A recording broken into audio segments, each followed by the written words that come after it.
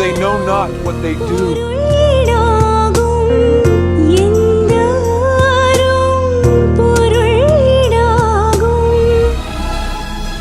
It is finished. Father, into your hands I commit my spirit. என்னை முற்றிலும் உமக்கு அளிக்கின்றேன். என்னை முற்றிலும் உமக்கு அளிக்கின்றேன். ஆண்டவராகிய இயேசு கிறிஸ்துவின் நாமத்தில் இந்த தமிழ் பைபிள் பாட்காஸ்ட் நேயர்களுக்கு அன்பின் புனித வெள்ளி வாழ்த்துக்களை தெரிவித்துக் கொள்கிறேன்.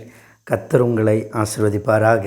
ஒரு வேத வசனத்தின் மூலமாக நான் உங்கள் மத்தியிலே ஆண்டுடைய வார்த்தையை இந்த சிலுவை பாடுகளை தியானிக்கிற இந்த நாட்களில் நினைவு கூறும்படி நினைப்பூட்ட விரும்புகிறேன். அப்போஸ்தலர் நடபடியின் புஸ்தகம் 5ஆம் அதிகாரம் 31வது வசனத்தில் நாம் பார்க்கும்போது, இஸ்ரவேலுக்கு மனம் திரும்புதலையும் பாவ மன்னிப்பையும் அருளுகிறதற்காக அவரை அதிபதியாகவும் இரட்சகராகவும் தமது வலது கரத்தினாலே உயர்த்தினார் என்று அங்கே சொல்லப்பட்டிருக்கிறது. அதில் 3 விதமான காரியங்களை நான் உங்கள் மத்தியில் வைத்து பேச விரும்புகிறேன். முதலாவது சொல்லப்படுகிற வார்த்தையை கவனித்தால், இஸ்ரவேலுக்கு மனம் திரும்புதலை என்று அங்கே சொல்லப்பட்டிருக்கிறது.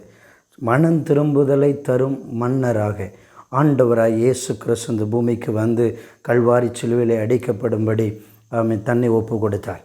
மனம் திரும்புதலை தருகிற தெய்வம் அவர் ஒருவர்தான். ஒருவேளை இந்த சத்தத்தை கேட்கிற, இந்த வீடியோ வாயிலாக கேட்டுக்கொண்டிருக்கிற எனது அருமை சகோதர சகோதரிகளே, நீங்கள் இந்த உலகத்தில் மெய்யான தேவனுடைய அன்பை அறிய வேண்டுமானால் அவருடைய மனம் திரும்புகிற ஒரு வாழ்க்கையை ஆண்டவர் நம்மிடத்தில் எதிர்பார்க்கிறார்.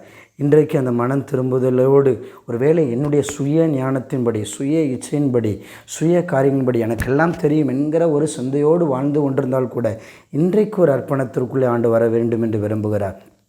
நீங்கள் மனம் திரும்ப வேண்டும் என்று ஆண்டு விரும்புகிறார். அப்போஸ்தலர் நடபடியின் புஸ்தகத்தில் நான் பார்க்கும்போது அங்கே சுட்டி காட்டப்பட்டிருக்கிறது, அறியாமை உள்ள காலங்களில் அப்போஸ்தலர் 17ஆம் அதிகாரம் 30ஆம் வசனத்தில் சொல்லப்பட்டிருக்கிறது, தேவன் காணாதவர் போல் இருந்தார். ஆனால் இப்பொழுதோ மனுஷர் எல்லாரும் மனம் திரும்ப வேண்டும் என்று கட்டளையிடுகிற கர்த்தர், ஒருவேளை நாம் தன்னிச்சையாக ஏதோ நாம் மனம் போன போக்கிலே போய்கொண்டிருந்தால் இன்றைக்கு மனம் திரும்பினால் ஒரு வாழ்க்கை உண்டு. உங்கள் வாழ்க்கையின் ஒரு தொடக்கத்தை ஆண்டவர் ஆரம்பித்து அதில் ஆசீர்வாதத்தை வைக்க விரும்புகிறார். இன்றைக்கு இந்த சிலுவை பாடுகளை தியானிக்கிற நாட்களில் நீங்கள் உணர்வடைந்து மனம் திரும்ப இருதயத்தில் ஒரு வாய்ப்பை ஆண்டவர் கொடுக்க கேட்கிறேன். ஸ்தோத்திரம். கர்த்தர் நல்லவர். ஒருவேளை இன்றைக்கு இந்த சத்தத்தை கேட்கிற நீங்கள் உங்களுடைய காரியங்களை விட்டுவிட்டு தேவனை நோக்கி மனம் திரும்புவதற்கு விரும்பினால் ஆண்டவர் சொல்கிறார், ஓசியா தீர்க்கதரிசன புஸ்தகத்தில் திரும்புகிறதற்கு மனதாக இருந்தால் என்னிடத்தில் திரும்பு என்று ஆண்டவர் சொன்னார். அதே வார்த்தையை இன்றைக்கு உங்களுக்கு முன்பாக வைக்கிறேன். தேவனை நோக்கி நீங்கள் மனம் திரும்பின ஒரு வாழ்விற்கு வந்தால் இன்றைக்கே உங்களுக்கு அந்த மனம் திரும்புவதை கட்டளையிடுகிற தேவனாக அவர் இருக்கிறார். ஸ்தோத்திரம். 2வதாக உங்களை சுட்டி காட்டப்பட்டிருக்கிறது, பாவ மன்னிப்பை அருளுகிறதற்காக. பாவத்தோடு பரலோக ராஜ்யத்தில் பங்கு பெற முடியாது, பாவத்தோடு மேலான ஆசீர்வாதங்களை பெற முடியாது. ஆகவே இந்த பாவத்தை மன்னிக்கிறதற்காக ஆண்டவர் கல்வாரி சிலுவையில் தம்முடைய முழு இரத்தத்தையும் சிந்தும்படி தன்னை தாமே முழுவதுமாய் ஒப்பு கொடுத்தார். இங்கே சொல்லப்பட்டது ஃபர்கிவர் ஆஃப் சின்ஸ். அவர் ஒருவர் தான் பாவங்களை மன்னிப்பதற்கு உண்மை உள்ள தெய்வன். ஆகவே இந்த சத்தத்தை கேட்குற நீங்கள் ஒருவேளை உங்களுடைய பாவங்கள் மன்னிக்கப்படாத நிலைமையில் இருந்தால், இங்கே நான் பார்க்குறோமே ஆயக்காரன் பரிசேயனுடைய வாழ்க்கையில் தூரத்திலே நின்று பாவியாகி என்மேல் கிருபையாக இரும் என்று கேட்டதான அந்த ஆயக்காரனுடைய வாழ்க்கையில் அவன் கிருபையை பெற்று நீதிமானாக்கப்பட்டவனாய் போனான். ஒருவேளை இந்த சத்தத்தை கேட்கிற நீங்கள் அசட்டையை விட்டு போவதற்கல்ல, உங்களுடைய கவனத்திற்குள் கொண்டு வர கேட்கிறேன். 3வதாக அவரை அதிபதியாக இரட்சகராக உயர்த்தினார்.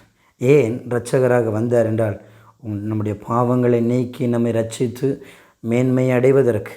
வேதம் சொல்லுகிறது, பாவத்திலே இருந்து மனம் திரும்பாமல் மாண்டு போவதற்கல்ல, மனம் திரும்பினால் பாவத்தை நீக்கி சுத்திகரித்து நம்மை மேன்மையடை செய்வதற்கு, பரிசுத்தமாகி நித்திய ஜீவன் வரையிலும் நம்மை கொண்டு செல்கிறதற்கு அவர் இரட்சகராகவே இந்த பூமிக்கு வந்தார்.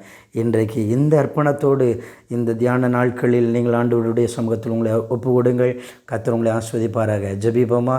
நல்ல ஆண்டவரே, இந்த சத்தத்தை கேட்கிறதான ஒவ்வொருடைய வாழ்க்கையிலும் சொல்லப்பட்ட கேட்ட இந்த வார்த்தையின்படி எங்கள் ஆண்டவர் மெய்யான மனம் திரும்புதல் இல்லாத நிலைமையில் இருக்கிற ஒவ்வொருவரும், மெய்யான பாவ மன்னிப்பை பெற முடியாத நிலைமையில் இருக்கிற ஒவ்வொருவரும், மெய்யான ரட்சிப்பை கண்டுகொள்ள முடியாதபடி அனுபவிக்க முடியாதபடி இருக்கிற பிள்ளைகளுடைய வாழ்வில் நீங்கள் ஆண்டவரே ஸ்தோத்திரம் இன்றைக்கு நித்திய ஜீவன் வரையிலும் கொண்டு செல்கிற அந்த மேலான ரட்சிப்பை அவர்கள் பெற்றுக்கொள்வதற்கு ஆண்டு உதவி செய்யும். இயேசு கிறிஸ்துவின் நாமத்தில் ஜெபிக்கிறோம் நல்ல பிதாவே, ஆமென்.